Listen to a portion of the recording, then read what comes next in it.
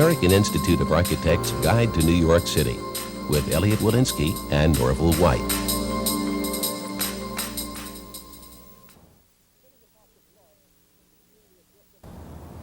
Sitting atop the bluff is the community of Brooklyn Heights.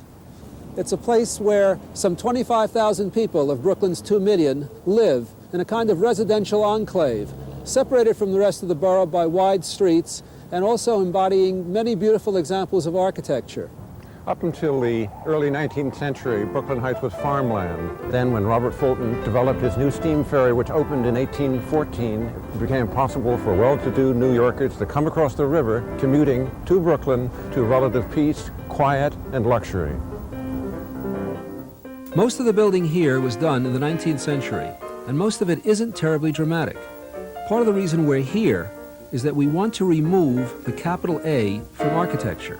We want to show that architecture isn't just large, grandiose structures, that architectural form is not limited to high-rise, overblown monuments. We think in our everyday lives there exists and flourishes architecture. We couldn't live without it. We'd have nowhere to live. There's considerable beauty in any of the streets around us, or there should be.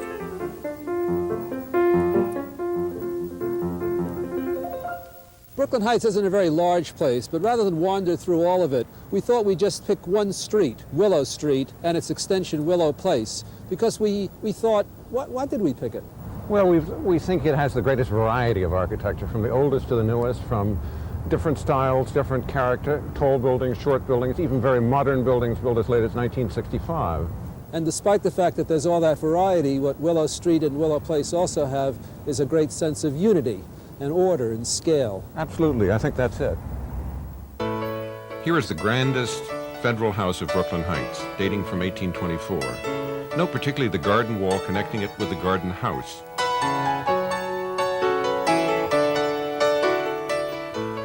Especially wonderful are the exquisitely carved federal doorway, its double-pitched gambrel roof, and its quarter-round attic windows. Throughout, proportion, rhythm, materials, and color are in happy concert.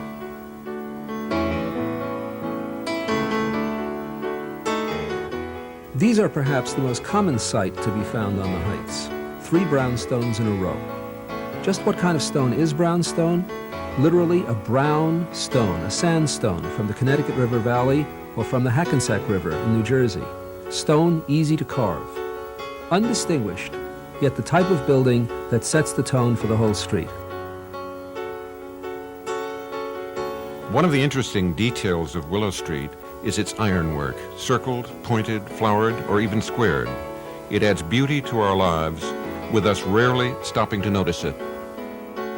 Breaking up the harmony of the street's buildings, from a distance looking like an island in the sea of homes, is the old Leverage Towers Hotel, now a Jehovah's Witnesses dormitory. The ornate corner towers ask you to tilt your head up and up and up.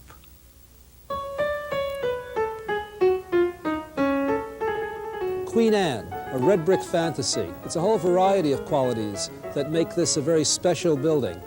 Really 3 row houses designed to look like one, very different than the typical row houses we find here in the Heights community. It has just about everything you might want. It has finials and a great silhouette, it has chimney pots, it has downspouts that are interesting and windows of different sizes and shapes. It has shingles, it has terracotta, it has wonderful wrought iron. It's just a great, great, great building. It's my favorite building in the Heights.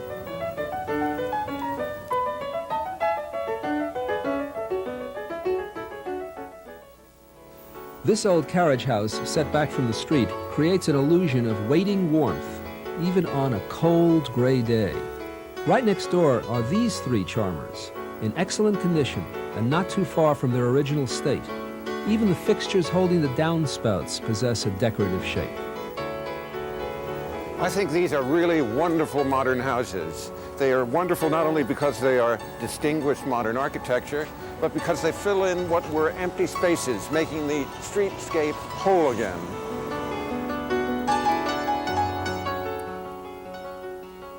In some of this group, garages occupy ground floor space. Cement block, here used sensitively and handsomely, assumes a dignity most thoughtless users miss by a mile. Around the corner, we can see the compact integration of garage, rear garden terrace, and a handsome wooden fence.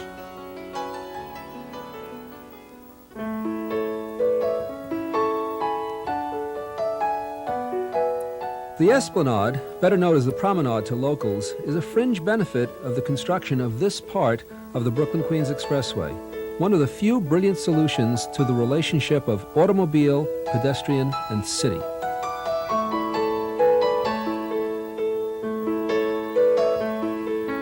The cantilevered Esplanade extends out to overlook the harbor over 2 levels of traffic and the feeder road for those piers below. It's simple and successful, and one of the undeniable reasons for living on this side of the river.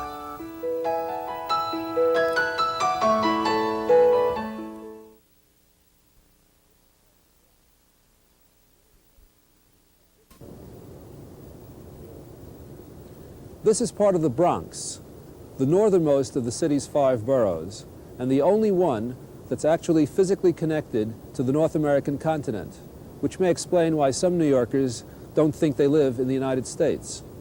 In the 19th century, the Bronx was a place of farms, villages, market towns, country estates, and rambling charitable institutions. It was then, though not now, a place of rural delights. In the latter part of the century, the Bronx was politically annexed to New York City. This was followed by physical annexation via bridge building and the extension of elevated rapid transit from Manhattan. With this came the growth of population, industry and schools, and the evolution of the modern Bronx. The West Bronx is known as a place of wholesome blandness, but a closer look at this area will yield some surprises. It is the spot in America, second to none, to see the largest single array of Art Deco-inspired ornament. Complemented by a variety of housing, schools, and other works of architectural interest, this is also, though you may not believe it at first, a place of urban diversity. What is architecture at its best but the expression of the human spirit? Here, at St. Brendan's, in the Norwood area, is an example of just that. St. Brendan is the patron saint of navigators, so it's no surprise that this church was built to resemble the prow of a ship.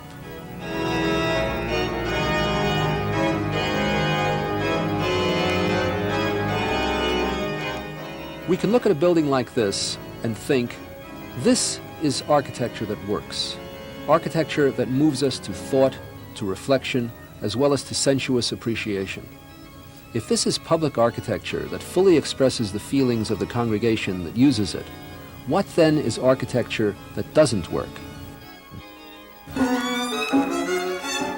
This is the city's Family and Criminal Courts building. If the architecture is expressive of the social order, then this bulky structure tells us that justice must be ponderous, rigid, and self-righteous. All of which is not to say that government architecture equals destruction of the human spirit. When this police station was first built in 1906, the architects were responding to what was then largely a rural setting.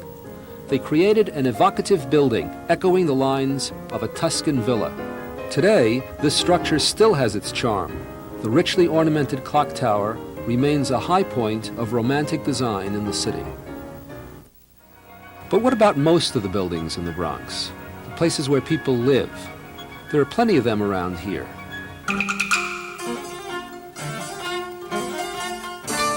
In the sunken central court of this apartment complex, we find what might best be described as a westernized Japanese garden. All of the units are reached through this central court by walking past concrete lanterns and over charming bridges. This effectively separates the building from the busy Grand Concourse traffic outside. At approximately the same time, other architects were doing very different kinds of apartment buildings, places with a much more flamboyant style. These structures are among the best Art Deco-inspired apartment buildings in the entire borough, though also strongly influenced by Mayan motifs.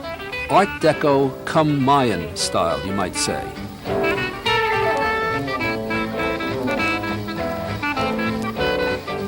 Dating from the Depression years of the 30s, this is one of the West Bronx's key Art Deco monuments. Among the tallest buildings in the Bronx are Tracy Towers. The apartments offer phenomenal views of the Bronx. And of course, they're visible from all over the area. They're made of reinforced concrete and concrete block, and when it rains, they turn the funny colors that you see. They look like sandcastles on the beach. Sandcastles with maybe overactive thyroids.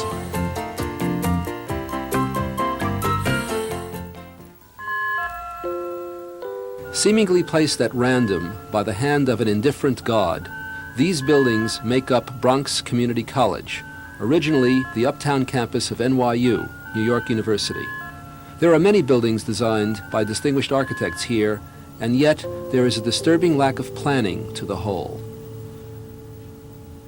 Known officially as the Hall of Fame for Great Americans, this classical arcade was conceived to conceal the unsightly high foundation wall underpinning McKim Mead & White's Library, Philosophy Hall, and Language Hall.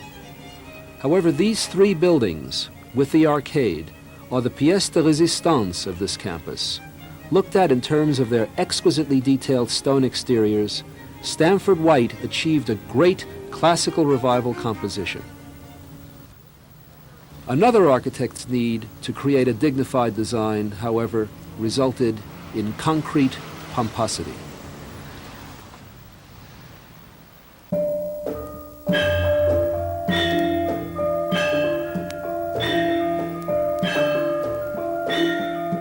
The urge to create is not limited to credentialed professionals. Harold Swain, an attorney by trade, had such a desire to build, and build he did between 1908 and 1955. This is all that remains today of his little house, garage, and indoor swimming pool.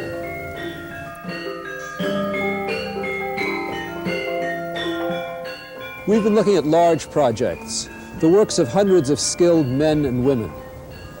Yet in some ways, remains such as these are a greater tribute to the human spirit than the others put together.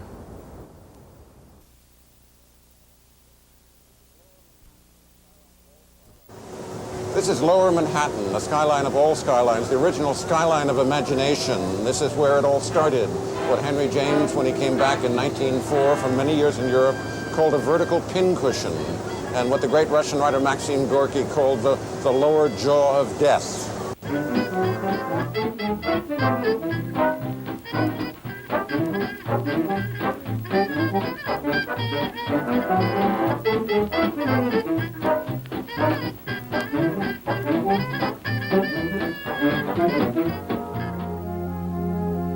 Hovering over the city, looking at it from above, the jumbled whole creates a pleasing cacophony. Sometimes the individual efforts, when looked at a little more closely, are not so pleasing, in fact, sometimes rather ugly. From the street, there is a disorienting quality. Which bottom belongs to which top? Which top belongs to which bottom?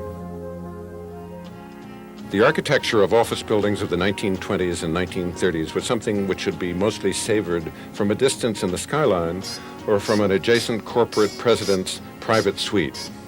Among the buildings that fit into this category is the former 60-wall tower.